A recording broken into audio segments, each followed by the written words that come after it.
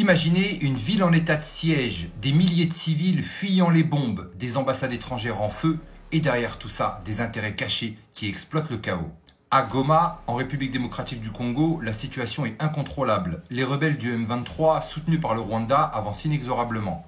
L'armée congolaise, épaulée par des alliés comme l'Afrique du Sud, tente de résister. Mais en coulisses, ce conflit est beaucoup plus qu'une simple guerre civile. Qui tire réellement les ficelles de ce chaos? Pourquoi le M23 attaque-t-il Goma maintenant? Et quel rôle jouent les puissances étrangères dans ce bain de sang? Accrochez-vous parce que ce que vous allez entendre va tout changer. Goma, c'est la clé du Nord Kivu, une région extrêmement riche en minerais, cobalt, coltan, cuivre, des ressources stratégiques pour la fabrication de batteries, téléphones et même des armes. Et devinez qui c'est qui veut mettre la main dessus? Les multinationales et les grandes puissances. Le M23, un groupe rebelle composé en grande partie de Tutsis congolais, prétend défendre sa communauté. Mais en réalité, il sert aussi des intérêts bien plus vastes. Depuis plusieurs années, les rapports accablants accusent le Rwanda de soutenir les rebelles. Kagame dément, mais les preuves s'accumulent. Et si on creuse un peu plus, on comprend que ce conflit dépasse de loin les frontières africaines. Derrière cette guerre, il y a aussi les grandes entreprises minières et des hommes d'affaires influents. Et un des noms qui revient souvent, c'est Dan Gettler. Ce milliardaire israélien est un acteur majeur de l'industrie minière congolaise. Accusé d'avoir acquis des concessions minières à un prix dérisoire, il est sous sanctions américaines depuis 2017 pour corruption. Pourtant, il continue de négocier en coulisses et même Washington semble prêt à lever certaines sanctions contre lui.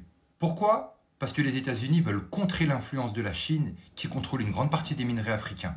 Ce qui se passe ici, c'est pas simplement un conflit entre le Congo et le Rwanda, mais un véritable échiquier géopolitique où les grands puissants se battent pour contrôler les ressources stratégiques du futur. À Kinshasa, la colère est à son paroxysme. Les manifestants accusent les puissances étrangères de manipuler le conflit. Des ambassades comme la France, les États-Unis, la Belgique ou le Rwanda ont été attaquées. Le message est clair, la population ne veut plus être la victime des jeux politiques et économiques qui la dépassent. Et pendant ce temps, Emmanuel Macron appelle à une fin immédiate de l'offensive. Mais pourquoi la France ne réagit-elle que maintenant? Et pourquoi l'Occident laisse-t-il ce conflit s'enliser alors qu'il pourrait faire pression sur le Rwanda? On est à un tournant. Certains experts craignent que le conflit déborde et ne se transforme en une guerre régionale ouverte. L'Afrique du Sud a déjà perdu des soldats sur le terrain et le gouvernement congolais parle d'une possible guerre totale contre le Rwanda. Et si on regarde l'histoire, il y a un précédent inquiétant. En 1998, après la chute de Goma, la RDC a sombré dans la guerre la plus meurtrière depuis la Seconde Guerre mondiale. Résultat, 5 millions de morts. Sommes-nous en train de revivre ce scénario cauchemardesque? Le peuple congolais est-il condamné à subir les conflits pour des intérêts étrangers? Pourquoi la communauté internationale ne fait rien pour arrêter ce conflit? Et surtout, qui contrôle réellement les ressources du Congo?